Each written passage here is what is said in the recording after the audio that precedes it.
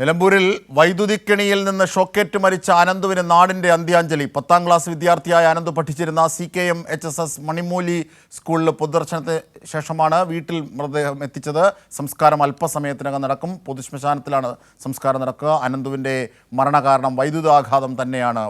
വൈദ്യുതി ആഘാതം ഏറ്റതാണ് എന്ന് പോസ്റ്റ്മോർട്ടം റിപ്പോർട്ടിൽ പറയുന്നുണ്ട്. വയറിൻ്റെ ഭാഗത്ത് പൊള്ളൽ ഏറ്റു, 3 മുറിവുകളുണ്ട്. അതേസമയം പ്രതി കോൺഗ്രസ് പ്രവർത്തകനായ വിനീഷിനെ പോലീസ് അറസ്റ്റ് ചെയ്തിട്ടുണ്ട്. കേസ് ക്രൈംബ്രാഞ്ച് അന്വേഷിക്കും. മലപ്പുറം ജില്ലാ ക്രൈംബ്രാഞ്ച് DYSPക്കാണ് അന്വേഷണ ചുമതല. ഇപ്പോൾ വിവരങ്ങളുമായി നൃപൻ ചക്രവർത്തി ഞങ്ങളുടെ പ്രതിനിധി ചേരുകയാണ്. നൃപൻ, ഈ നിമിഷത്തെ ഏറ്റവും പ്രധാനപ്പെട്ട വാർത്ത എന്നത് കൈരളി ന്യൂസ് പുറത്തുവിട്ടതാണ്. ഈ അനന്തു മരണത്തോട് മല്ലിടുന്ന ഘട്ടത്തിൽ, ഷോക്കേറ്റ് കിടക്കുന്ന ഘട്ടത്തിൽ അവിടെ മാറി അത് കണ്ടുകൊണ്ട് പ്രതി ഉണ്ടായിരുന്നു എന്ന നിർണായക വിവരം. പ്രതി പിന്നീട് ഫോണിൽ ബന്ധപ്പെട്ടത് ആരെ, കോൺഗ്രസ് ബന്ധമുള്ള പ്രതി ആരെയൊക്കെയാണ് ബന്ധപ്പെട്ടത്, ഇതൊക്കെയാണ് ഇനി അന്വേഷണത്തിൽ അറിയേണ്ടത്. ഇപ്പോൾ ആ നാട് അനന്തുവിന് അന്ത്യാഞ്ജലി അർപ്പിച്ചുകൊണ്ടിരിക്കുകയാണ്, അല്ലേ നിർഭൻ?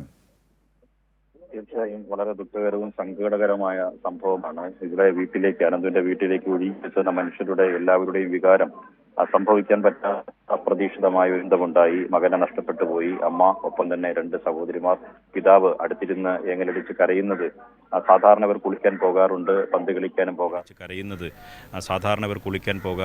പന്ത് കളിക്കാനും പോകാറുണ്ട്. അവധി ദിവസമായതുകൊണ്ട് തന്നെ അടുത്തൊരു ബന്ധു വീട്ടിലേക്ക് വന്നിരുന്നു. അദ്ദേഹത്തെയും കൂട്ടി ഇങ്ങനെ മീൻ പിടിക്കുന്നതിന് വേണ്ടി പോയതാണ്. ഈ നേരത്തെ അജിം ഷാ സൂചിപ്പിച്ചതുപോലെ ഈ ലൈൻ വൈദ്യുതി കെണിയിലേക്ക്, ഈ കമ്പിയിലേക്ക് അനന്തു കമിഴ്ന്ന് വീണു. അങ്ങനെയാണ് വയറിൻ്റെ ഭാഗത്ത് ഗുരുതരമായി അപ്പോൾ തന്നെ ഷോക്ക് ഏൽക്കുന്നത്. കമ്പിയിൽ നിന്ന് ഈ വിട്ടുകിട്ടാൻ പാടുപെട്ടു. മറ്റുള്ളവർക്ക് വെള്ളത്തിലേക്ക് ഇറങ്ങി രക്ഷിക്കാനുള്ള ബുദ്ധിമുട്ടും ഉണ്ടായി. തിരിച്ചു ഓടി മറ്റുള്ളവർ ഇവിടുത്തെ വൈദ്യുതി ബന്ധം വിച്ഛേദിച്ച ശേഷമാണ് മറ്റുള്ളവരെ പുറത്തെടുത്തത്. അനന്തു ഈ കെണിയിലേക്ക്, ഈ കമ്പിയിലേക്ക് വീണ നിലയിലായിരുന്നു. ഉടൻ തന്നെ സംഭവ സ്ഥലത്ത് വെച്ച് തന്നെ അനന്തുവിൻ്റെ ജീവൻ നഷ്ടപ്പെട്ടു എന്നതാണ്. ഇപ്പോൾ നമുക്ക് ഈ ദൃശ്യങ്ങളിൽ കാണാം. അവർ ഏറ്റവും ഒരു അടുത്ത ബന്ധുവിനെ മാത്രം കാത്ത് ഇരിക്കുകയാണ്. അതിനുശേഷം അന്ത്യകർമ്മങ്ങളിലേക്ക് കടക്കും. തൊട്ടടുത്തുള്ളൊരു ശ്മശാനത്തിലാണ് അന്ത്യകർമ്മങ്ങൾ നടക്കുക. ഇവിടെ കർമ്മങ്ങൾ പൂർത്തിയാക്കി മൃതദേഹം അടുത്ത ശ്മശാനത്തിലേക്ക് കൊണ്ടുപോകുന്നത് ഏകദേശം വീടിനടുത്ത് തന്നെയാണ് എന്നതാണ് ബന്ധുക്കൾ പറയുന്നത്. അടുത്തൊരു ബന്ധു, ഒരു സഹോദരി തൃശ്ശൂരിലുണ്ട്. അവർ ഇങ്ങോട്ട് അടുത്തെത്തിച്ചേർന്നു. അവർ എത്തുന്നതിന് വേണ്ടിയിട്ടാണ് മൃതദേഹം പുറത്തേക്കെടുക്കുന്നതിന് കാത്തു നിൽക്കുന്നത്. ഈ നാട് മുഴുവൻ അപാലവൃത്തം ജനങ്ങളും ഒഴുകിയെത്തുകയാണ്. അമ്മമാർ, സഹോദരിമാർ, അനന്തുവിൻ്റെ ഒപ്പം സ്കൂളിൽ പഠിച്ച കളിക്കൂട്ടുകാർ, ഒപ്പം ഒരേ ബെഞ്ചിലിരുന്ന് പഠിച്ച കുട്ടികൾ, അനന്തുവിനോട് വൈകിട്ട് ഇവിടെ സ്ഥിരമായി ഒന്നിച്ച് പന്ത് കളിക്കാൻ പോകുന്ന സുഹൃത്തുക്കൾ, അനന്തുവിൻ്റെ പിതാവ് കൂലിപ്പണിക്ക് പോകുന്ന ഒരു മനുഷ്യനാണ്. അമ്മ തൊഴിലുറപ്പ് പണിക്കൊക്കെ പോകുന്ന ഒരു സ്ത്രീയാണ്. അവർക്കൊപ്പമൊക്കെ ജോലി ചെയ്തിരുന്നവരൊക്കെ തന്നെ ഇവിടെ തടിച്ചുകൂടിയ ജനങ്ങളുണ്ട്. എല്ലാവർക്കും കണ്ണീർ വാർക്കുന്ന ഓർമ്മകളെക്കുറിച്ച് അനന്തുവിനെക്കുറിച്ച് പറയാനുള്ളൂ. അനന്തുവിൻ്റെ അമ്മ അപേക്ഷിച്ച് കരയുന്നതും, കണ്ണു തുറക്കൂ മകനെ എന്ന് പറഞ്ഞ് കരയുന്ന രംഗം ആർക്കും കണ്ടിരിക്കാൻ കഴിയില്ല. മനസ്സുറപ്പോടെ ആർക്കും അത് കണ്ടിരിക്കാനോ കേൾക്കാനോ കഴിയാത്ത വളരെ ദുഃഖകരമായ അവസ്ഥയാണ്. ആ ദൃശ്യങ്ങളിൽ തന്നെ നമുക്ക് കാണാൻ കഴിയും. ആ സമൂഹത്തിൻ്റെ സാമൂഹ്യ രംഗത്തെ, രാഷ്ട്രീയ രംഗത്തെ പ്രത്യേകിച്ച് എല്ലാവരും തന്നെ വീട്ടിലേക്ക് ഒഴുകിയെത്തി. പ്രത്യേകിച്ച് നിലമ്പൂർ ഉപതെരഞ്ഞെടുപ്പ് നടക്കുന്ന പശ്ചാത്തലമായതുകൊണ്ട് തന്നെ എല്ലാ രാഷ്ട്രീയ പ്രസ്ഥാനത്തിൻ്റെയും നേതാക്കളൊക്കെ തന്നെ നിലമ്പൂരിലുണ്ട്.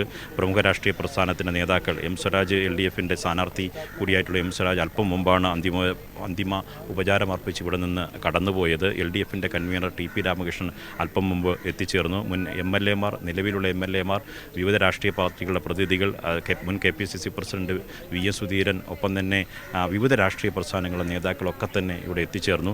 മറ്റ് രാഷ്ട്രീയ ആരോപണത്തിനല്ല ഈ സമയം വിനിയോഗിക്കേണ്ടത്. ഈ സമയത്ത് ദുഃഖത്തിൽ പങ്കുചേരുക എന്നതാണ്. കഴിഞ്ഞ ദിവസം തന്നെ ദുഃഖകരമായ സംഭവം ഉണ്ടായി. ഒരിക്കലും കേരളത്തിൽ നടപ്പാവാൻ പാടില്ലാത്ത ചില സംഭവങ്ങൾ കൂടി ഇന്നലെ ഈ മരണവുമായി ബന്ധപ്പെട്ട് ആശുപത്രിയിലും പരിസരത്തും നിലമ്പൂർ ടൗണിലൊക്കെ ഉണ്ടായി. അതിൽ ഈ കേരളം ഖേദിക്കുന്നുണ്ട്. അങ്ങനെ വിവിധ രാഷ്ട്രീയ പ്രസ്ഥാനങ്ങൾ പക്വതയോടെയാണ് വിഷയത്തെ കാണേണ്ടത്. ഒന്ന്, പ്രാഥമികമായി ജീവൻ രക്ഷപ്പെട്ട 2 കുട്ടികളുടെയും ജീവൻ സംരക്ഷിക്കാനുള്ള നടപടികൾ ആശുപത്രിയിൽ ചെയ്യുക. മറ്റൊന്ന്, ഈ കുറ്റക്കാർക്കെതിരെ നടപടിയെടുക്കുക എന്നതാണ്. ജില്ലാ ക്രൈംബ്രാഞ്ചാണ് കേസ് സമഗ്രമായി അന്വേഷിക്കുന്നത്. കുറ്റക്കാർക്കെതിരെ മുഖ്യപ്രതിയെ തന്നെ അറസ്റ്റ് ചെയ്തു. ഇത് സംബന്ധിച്ച് നേരത്തെ അജിം ഷാദ് പറഞ്ഞതുപോലെ ഈ വൈദ്യുത ഷോക്കേറ്റ് കുഞ്ഞ് പിടഞ്ഞു വീഴുമ്പോൾ ഈ വൈദ്യുതി കൊളുത്തിട്ടയാൾ, വൈദ്യുത കെണി ഒരുക്കിയയാൾ തൊട്ട് സമീപത്ത് തന്നെ ഉണ്ടായിരുന്നു എന്നത് ആശ്ചര്യകരവും വളരെ ഞെട്ടിക്കുന്ന സംഭവമാണ്.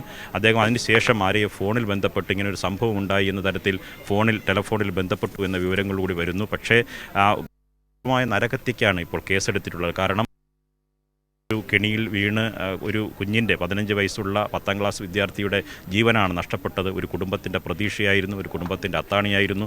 2 സഹോദരിമാരാണ്, മൂത്ത സഹോദരിമാരാണ് അനന്തുവിനുള്ളത്. ഏറ്റവും അടുത്ത ബന്ധു ഇത് എത്തിച്ചേർന്നു. അവർക്ക് കാണാനുള്ള അവസരം ഒരുക്കുകയാണ്. അവർ അന്തിമോപചാരം വിങ്ങിപ്പൊട്ടുന്ന മനസ്സോടെ, നിറഞ്ഞ കണ്ണീരോടെ. തീർച്ചയായും ആ അടുത്ത ബന്ധു ആ നൈറ്റായിരുന്നു കാത്തിരുന്നത്. സംസ്കാരം അല്പസമയത്തിനകം ഉണ്ടാകും. ആ ബന്ധു എത്തിയിരിക്കുന്നു. വളരെ വൈകാരികമായ മുഹൂർത്തത്തിലൂടെയാണ് അനന്തുവിൻ്റെ വീട് മുറ്റം ഇപ്പോൾ കടന്നു പോകുന്നത്. അനന്തു എന്ന 15-കാരൻ ആണ് പൊലിഞ്ഞു വീണത്. അങ്ങനെ പൊലിയാനുണ്ടായ സാഹചര്യം തീർത്തത് എന്തൊക്കെയാണ് എന്ന ഘടകങ്ങളാണ് ഇനി പരിശോധനയ്ക്ക് വിധേയമാക്കേണ്ടത്.